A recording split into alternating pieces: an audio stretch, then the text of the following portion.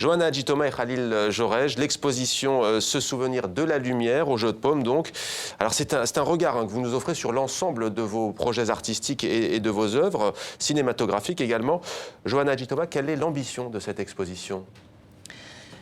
Cette exposition ne se veut pas une rétrospective, mais c'est une sorte de traversée à travers nos photographies, vidéos, installations sonores, visuelles et nos films de la fin des années 90 à aujourd'hui. Ça interroge plutôt la nécessité de faire des images aujourd'hui. Qu'est-ce qu'on en fait, comment elles nous parlent aujourd'hui, quel est le rapport. C'est assez interactif aussi avec le visiteur. Ouais.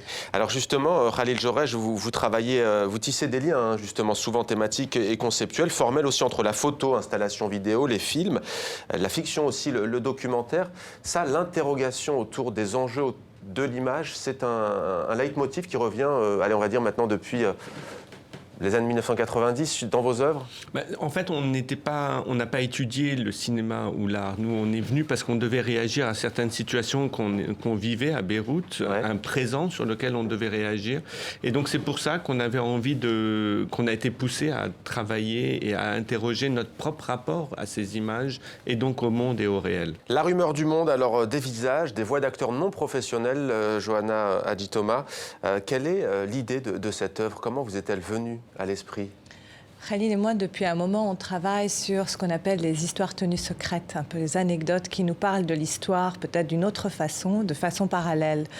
Et on a commencé en 1999, très tôt, à collecter tous les arnaques Internet qui nous arrivaient, sans trop savoir quoi en faire. Et puis petit à petit, il y a quelques années, on a regardé ces 10 ans à peu près de scams, ce qu'on appelle les scams, c'est-à-dire une arnaque particulière où des gens endossent la personnalité de gens un peu connus, disons, pour essayer de raconter leur histoire et d'arnaquer d'autres personnes. Et on s'est dit que c'était intéressant parce que ça racontait d'une certaine façon une histoire parallèle du monde et en même temps un imaginaire, ça jouait sur l'imaginaire de la corruption. Et la rumeur du monde, c'est ça. On a demandé à 38 acteurs de réciter un de ces scams et de travailler sur la croyance, jusqu'à quel point on peut croire dans ces histoires et pourquoi on a besoin de croire. Khalil Jorej. En fait, ces histoires, ces scams sur Internet sont particulièrement efficaces parce qu'on estime à plus d'1 milliard d'euros chaque année transférés du fait de ces histoires-là. Donc ça interroge automatiquement, comme le disait Johanna, la croyance. Comment croire à une image, à une histoire? Ça vient d'une très vieille tradition narrative parce que ça existait en France au XVIIIe siècle. Ça s'appelait la lettre de Jérusalem. C'était juste après la Révolution française. Les gens fuyaient la Révolution et en chemin avaient caché un trésor. Ce genre d'histoire ressortent à certains moments de l'histoire. Et nous, c'était une façon pour nous d'essayer de créer dans une pièce, qui est présentée par exemple maintenant au Jeu de Paume, un environnement sonore où au centre, on a toutes les voix qui sont diffusées en même temps, c'est la rumeur du monde. Et puis le spectateur va aller sélectionner une personne, aller vers elle jusqu'à entendre une histoire particulière. My entire family faded. What I'm trying to do now is surviving. I now live with my parents.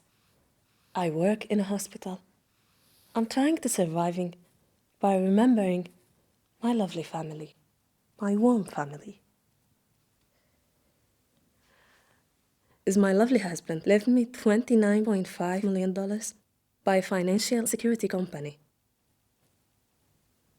I can't have the sum, only if a partner helped me. You can help me by having 30% of the sum after transforming the sum to your own fund. If you believe me, if you want to help a mother lost her family, help me. Thank you.